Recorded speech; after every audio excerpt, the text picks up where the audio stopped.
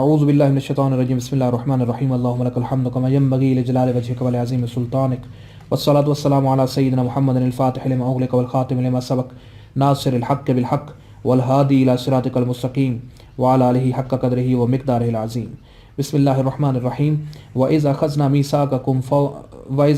مِيثَاقَكُمْ وَرَفَعْنَا فَوْقَكُمُ الطُّورَ خُذُوا مَا آتَيْنَاكُمْ بِقُوَّةٍ وَاسْمَعُوا قَالُوا سَمِعْنَا وَعَصَيْنَا وَأُشْرِبُوا فِي قُلُوبِهِمُ الْعِجْلَ بِكُفْرِهِمْ قُلْ بِئْسَ مَا يَأْمُرُكُمْ بِهِ إِيمَانُكُمْ إِن كُنتُم مُّؤْمِنِينَ آمنت باللہ صدق اللہ العظیم وصدق رسولہ النبی الکریم الامین ونحن علی ذلک لمن الشاہدین والشاکرین والمطمئنین والحمد للہ رب العالمین۔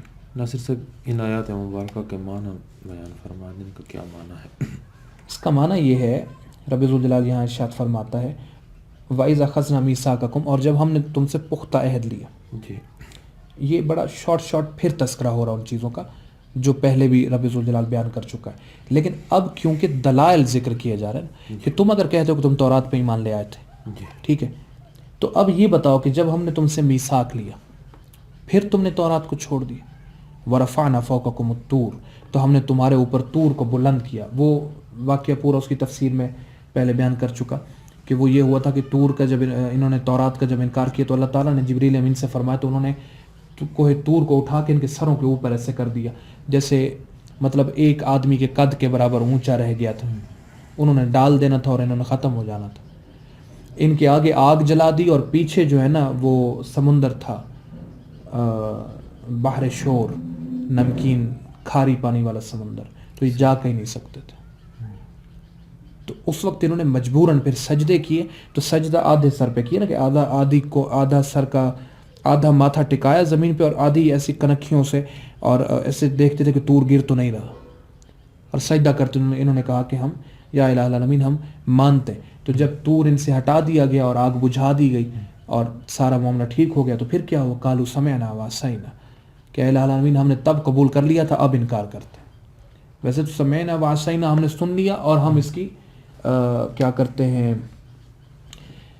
اس کی خلاف ورزی کرتے ہیں، اسے ٹھکراتے ہیں۔ لیکن سننا یا سمعنا کے جو الفاظ ہیں یہ قبول کرنے کے معنی میں بھی ہیں۔ وسمعنا، قالوا سمعنا، پھر بعد میں کیا کہا کہ ہم نے یہ بات تب قبول کر لی تھی، وعصینا، اور حال یہ ہے کہ اب ہم اسے ٹھکراتے ہیں۔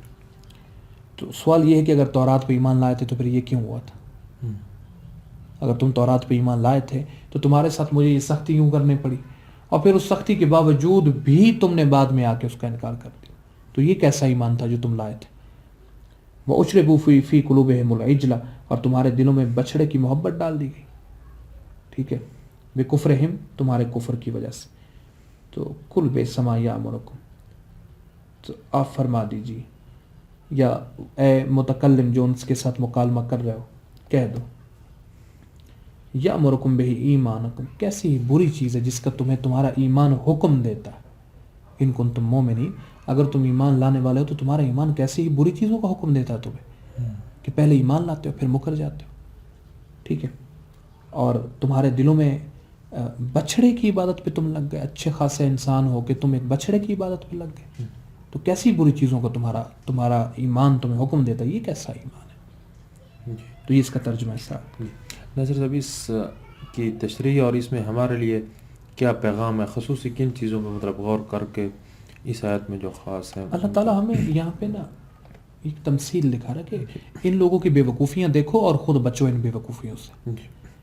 یہ وہ مقام ہے جہاں پہ ایک انسان عقل مندی کا دعویٰ کرتا ہے اور وہ عقل مند ہوتا نہیں ہے۔ جیسے یہ لوگ عقل مندی کا دعویٰ کر رہے ہیں، ہم تو تورات پہ ایمان لا چکے، تو رب ذوالجلال آئینہ سامنے رکھتا کہ ہاں بھائی دیکھو یہ تم ایمان لائے تھے، تم نے کہا کہ ہم نے تورات کو قبول کیا اور پھر کہا کہ ہم نے اس کا انکار کیا۔ تورات میں حکم تھا کہ اللہ کے علاوہ کسی کی عبادت نہیں کرو گے، اور پھر کیا ہوا، تم نے بچڑے کی عبادت کی۔ تو جب یہ سارے کام تم نے کیے، یہ کون سا ایمان، اور تمہارا ایمان کیسی بری چیزوں کو تمہیں حکم دیتا، ٹھیک ہے، یہ ان کے سامنے ایک تمثیل ہے۔ اس سے اگلی آیت آپ دیکھیں تو اس میں بھی قل ان کانت لکم الدار الآخرۃ، ان سے اے متکلم ان سے کہہ دو۔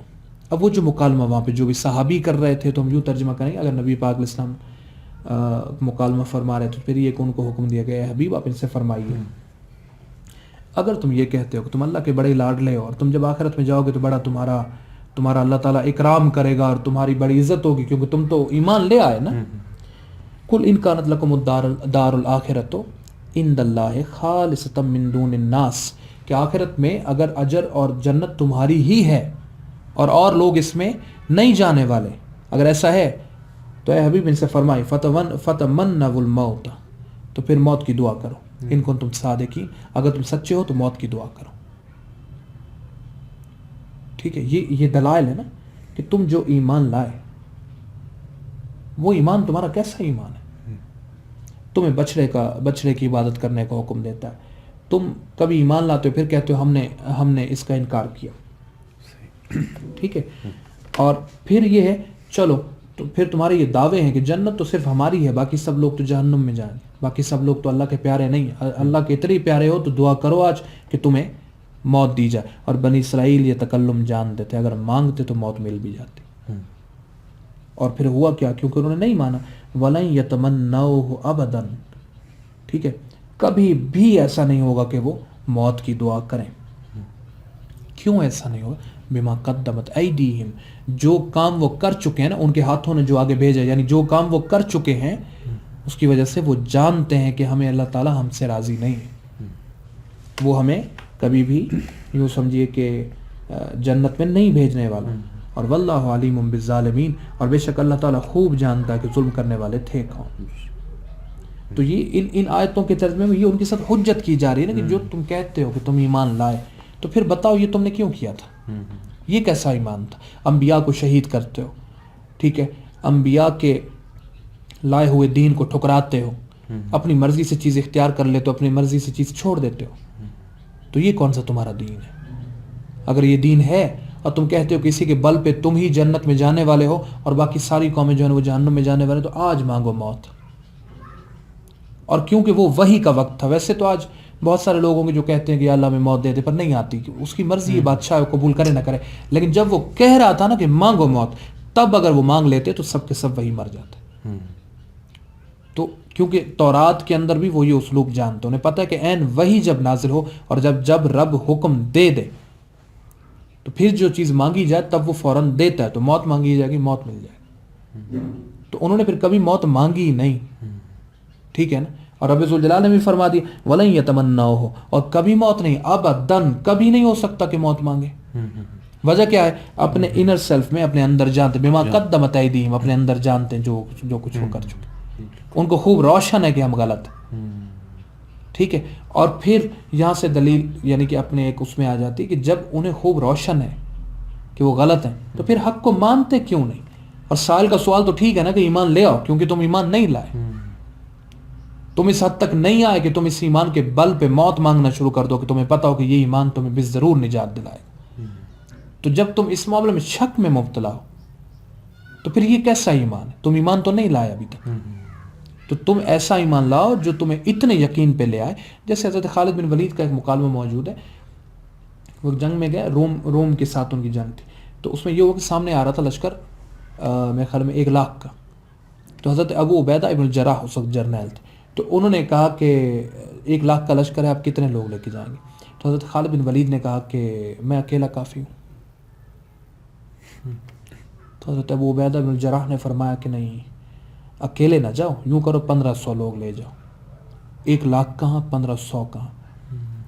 اچھا پھر بعد میں یعنی کہ وہ پھر 1,500 کا لشکر پھر مزید بڑھا اور کچھ مورخین نے یہاں تک لکھا کہ وہ 15,000 کا لشکر بنایا انہوں نے. لیکن خالد بن ولید اکیلے جانے کے لیے تیار تھے. تو یہ ہے وہ یقین. اور اسی آئینے میں ہم اپنا بھی محاسبہ کریں نا کہ کیا آج ہم اگر مثلا ہم کہہ سکتے ہیں کہ اگر ابھی بھی موت آ جائے تو میں اس پہ راضی ہوں. یہ ایک پیرامیٹر دے دیا کہ اگر تم نے اپنی زندگی میں اچھے کام کیے اور تم نے ایسے کام کیے کہ جن کی وجہ سے تم جانتے ہو کہ تمہارا رب تم سے راضی ہوگا تو تمہیں موت بری کبھی نہیں لگے گی. تمہیں لگے کہ ٹھیک ہے یار ایک دنیا سے دوسری دنیا میں جانا ہے اور وہاں پہ جو میں نے کیا اس کا میں نے پھل لینا اور میں نے کیونکہ اچھا ہی کیا تو میرا رب مجھے ضرور جو ہے نا وہ میرا اکرام کرے گا. تو پھر موت تمہیں بری کبھی نہیں لگی. یہ جو تم آج دنیا سے محبت کرتے ہو نا, موت تمہیں بڑی بھیانک اور بری چیز لگتی صرف اس لیے کہ تم اپنی دنیا کے لیے گزار رہے ہو, رب ذوالجلال کے لیے نہیں. تو یہ ہمارا بھی آئینہ ہمارے سامنے آ گیا نا, ان کا بھی ہم پہ بھی یہ حجت ہے نا. ہمیں بھی تو آخر ہمارا رب پوچھے گا نا, یہ تم مجھ پہ کیسا ایمان لائے تھے, تمہارے پاس میرے لیے وقت ہی نہیں تھا, تم نے اپنی دنیا کی خاطر ہمیشہ مجھے پسے پوچھ ڈالا کہ آج وقت نہیں ہے, آج وقت نہیں. آج بھی ہوتا ہے. وہ کافی ٹائم پہلے کی بات ہے, میں نے ایک آدمی سے کہا کہ یار آ جاؤ. اس وقت میں امامت کرا رہا تھا ایک مسجد میں, تو محلے دار تھا. میں نے اس سے کہا کہ یار نماز پہ بھی آ جایا کرو. ویسے سیدھی بات ہے, بڑا ڈرتے وہ کہنا پڑتا ہے لوگوں سے. تو میں نے اس سے کہہ دیا, تو وہ مجھ سے کہتا ہے کہ مولانا صاحب مصروفیت اتنی ہوتی ہے, وقت نہیں ملتا. میں نے کہا چلو جہاں وقت ملے, مسجد میں اگر نہیں آ سکتے تو جہاں بھی ہو وہاں تو پڑھ لیا کرو. اس نے کہا جی اس کی میں کوشش کروں گا. میں نے کہا ٹھیک ہے.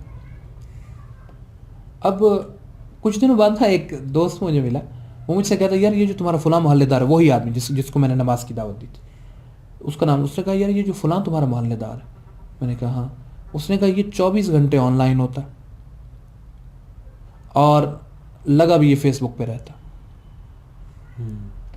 میں نے کہا تمہیں کیسے پتا چلا؟ اس نے کہا کہ یار دیکھو میں نے نا مختلف وقتوں میں سے نوٹ کیا, مطلب یہ بالکل ویلا آدمی جیسا نہیں ہوتا, یہ ویسی چیز ہے. اور میں حیران رہ گیا کہ یار یہ تو مجھے کہہ رہا تھا کہ میرے پاس وقت نہیں ہے. اور ہے کیا مصروفیت؟ کیا ہے مصروفیت؟ ہے آپ کی فیس بک, آپ کے انسٹاگرام, یوٹیوب, ٹھیک ہے, اور اس طرح کی اور پتہ نہیں کیا کیا کچھ. تو یہ ان کو بھی ہم نے مصروفیت کا درجہ دے دیا. تو پھر ایک وقت آئے گا جب ہم سے ہمارا رب پوچھے بتاؤ میں تمہارے لیے اہم نہیں تھا؟